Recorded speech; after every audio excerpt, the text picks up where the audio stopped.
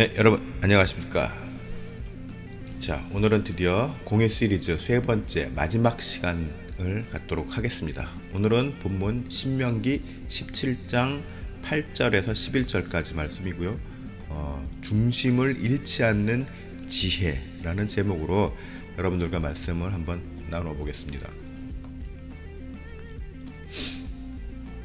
자, 현재 대한민국의 사법부는 삼심제도를 채택하고 있습니다.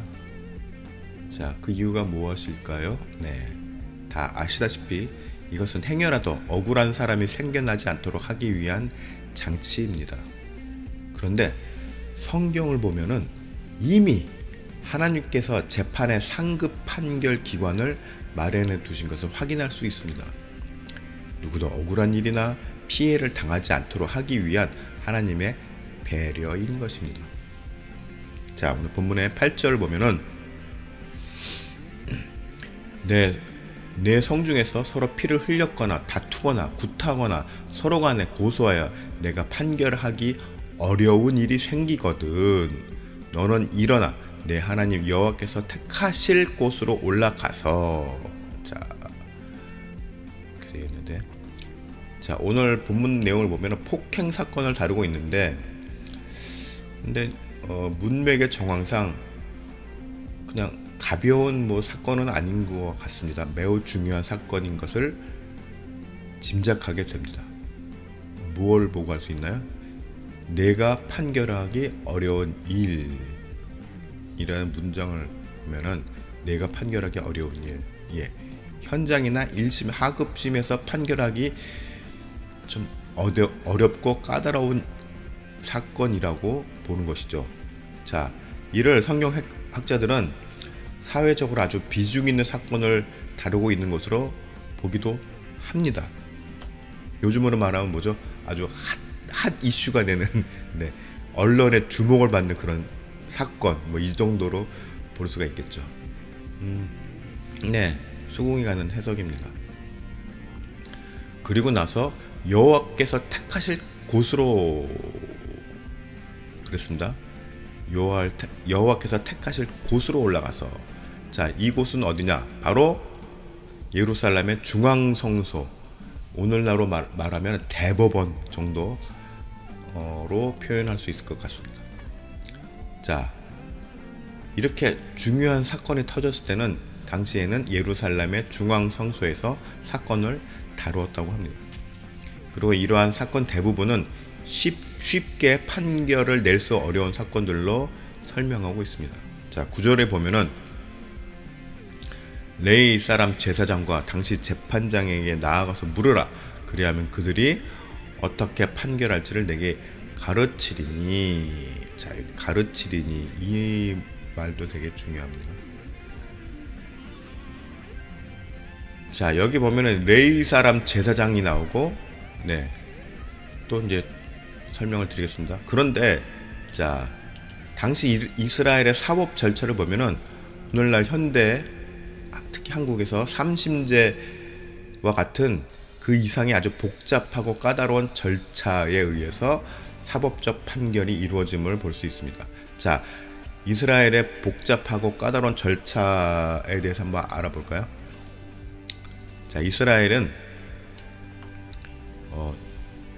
굳이 요즘의 법률적 용어로 얘기를 하자면 2심입니다. 2심. 자, 1심은 하급심, 2심은 이제 상급심인데, 자, 하급심은 지방, 어떤 그 지역에서 사건이 일어난 그 지역의 관할에서 이제 판결을 하는 거죠. 그런데 재판장의 인적 구성이 어떻게 되느냐? 보통 지역에 따라서, 규모에 따라서 차이가 있는데 대략 7명에서 23명의 장로들로 구성되어 있습니다. 재판장이. 예. 판사가 7명에서 23명으로 구성되어 있는데 모두 다 장로들입니다. 그리고 이렇게 구성된 것이 이제 그 관할 하급심, 이제 지방 재판이고, 여기서 이제 해결하기 어려운 문제는 이제 중앙성소, 이제 상급심으로 올라가죠. 상급심에서 이제 상급심에 이제 의뢰를 해서 판단을 하게 되는데, 자, 상급심은 어떻게 구성되어 있느냐? 24명의 제사장, 예, 제사장이 동원이 됩니다. 그 다음에 24명의 장로들, 네. 그 다음에 여기에 추가적으로 22명의 랍비 학자들로 구성되었습니다. 총 70명. 또 해석에 의하면 뭐 71명이다. 뭐 최고위의 의장까지 해서 71명이다. 뭐 이렇게 이야기하시는 분들도 있습니다. 70명 혹은 71명. 네. 엄청 많아졌죠. 예. 판단을 하는 인원들이. 자, 이 70명, 71의 인적 군원이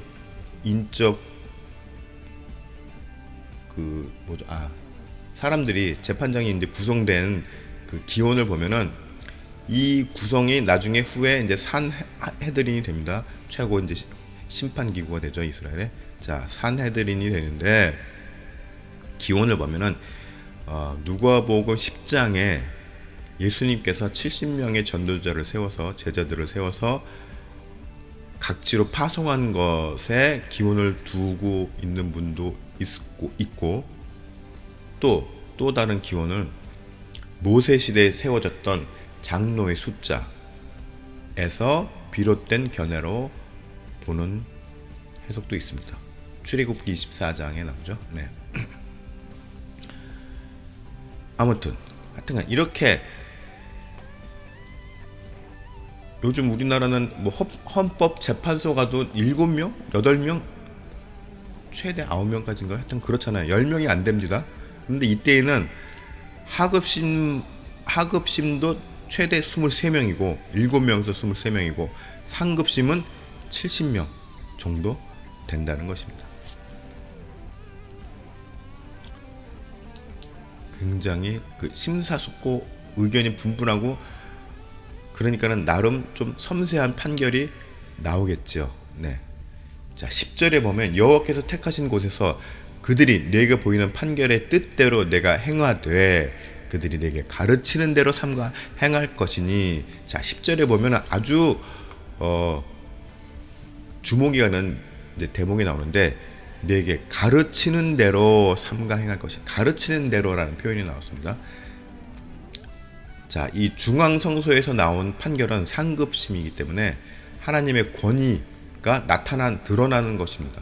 그렇기 때문에 번복할 수 없는 최종 판결이라는 의미가 있습니다.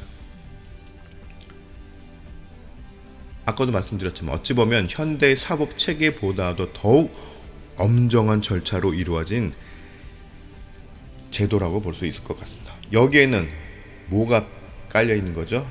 예, 억울한 사람이 생겨서는 안 된다라는 하나님의 엄정한 기준이 녹아들어 있는 것입니다. 예. 자, 11절. 곧 그들이 내게 가르치는 율법의 뜻대로 그들이 내게 말하는 판결대로 행할 것이요. 아까도 나왔지만 여기도 또 11절에도 나오죠. 가르치는, 계속 뭔가를 가르쳐요. 자, 판결을 재판장이 하는 판결에 대해서 계속 가르치는 것으로 표현되고 있습니다. 뭡니까? 모든 판결의 기준을 하나님께서 명하신 뜻 안에서 하라는 명령이기도 한 것입니다. 하나님께서 가르치신 그 원칙 안에서 판결하라라는 이야기죠. 자, 오늘날 보면은 사법기관에서 몇몇 판사들이 형평성을 잃은 판결 때문에 종종 사회적인 논란을 많이 낳기도 합니다. 예, 뉴스를 통해서. 자, 그러면서 나오는 말이 공정성이죠. 공정한 판결. 네. 자, 이 공정한 판결이라는 것은 단순히 억울한 일에 대해서 그것을 풀어주는 것뿐만 아니라 그 사람이 받을 정신적인 어려움, 고통, 그 다음에 그로 인해서 이런 재판장에 끌려가고 이런 시간들 속에서 빼앗기는 노동의 시간들, 경제적인 피해, 문제, 이런 것까지 영향을 줄 수 있기 때문에 굉장한 그 엄중한 책임감을 갖고 임하라고 하는 하나님의 경고라는 것도 들어가 있는 것입니다. 단순히 한 사람의 죄에 대해서 판결을 내리는 것이 아니라 그 사람이 가질 경제적인 피해, 정신적인 스트레스, 그것도 피해죠. 네, 거기에 억울함, 이런 것들을 모두 다 감안을 해서 판결에 아주 심혈을 기울이라는 말입니다. 11절 하반절에 보면은 그들이 내게 보이는 판결을 어겨 좌로나 우로나 치우치지 말 것이니라. 자, 중심을 잡고, 그 중심의 기준은 뭡니까? 하나님의 가르침이죠. 하나님의 명령이고 하나님께서 세우신 원칙입니다. 그 원칙을 중심으로 해서 좌로나 우로나 치우치지 말라는 것입니다. 오늘날 말하는 좌익 우익이 아니라 네, 좌익 우익이 아니라 네, 좌익은 빨갱이기 때문에 하나님을 기독교를 망치는, 우익은 뭐 아닙니다. 네, 좌로나 우로나 치우치지 말 것, 중심 오직 하나님의 원칙을 중심으로 판단하라는 이야기죠.